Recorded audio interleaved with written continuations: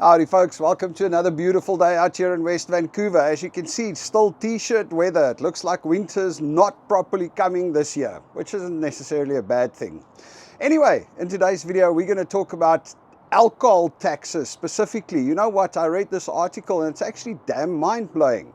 So the federal government is raising alcohol taxes by 4.7% again in 2024.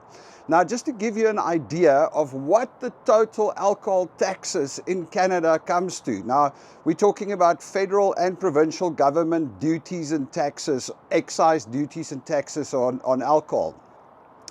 On average, the taxes makes up 45% of the price of beer, 65% of the price of wine, and 80% of the price of spirits. I'm not sure that I'm happy with that. I mean, that sounds a little bit like a rip-off. I don't go to the pub anymore. I used to like to go out and go have a beer or two. I can't do that anymore because the damn beers have gotten so expensive. It's like $9 to $13 for a beer in the restaurant. And now to think that about half of that just goes to the government in taxes. Last year, the Canadian government collected $20 billion in alcohol duties and taxes. I mean, that is just hectic.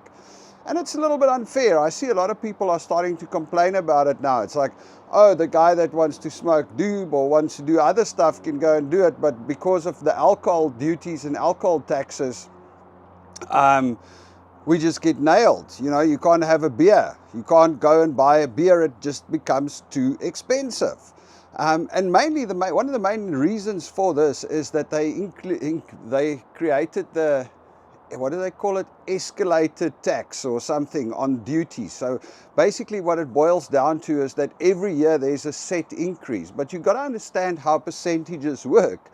I mean, if you have $1 and you increase it by 10% the year, then the next year it's $1.10. But if you increase it by 10% the year after, it's $1.21. So, you know, a set standard increase annually actually just kind of starts going like a hockey stick. It just starts getting bigger and bigger and bigger. And the actual increase, the actual value of money, we're talking about the dollars and cents, just increases dramatically the later or the further on you go. So yeah, there's a couple of people working on that's been writing letters to Christina Friedland and asked her to try and help out with it.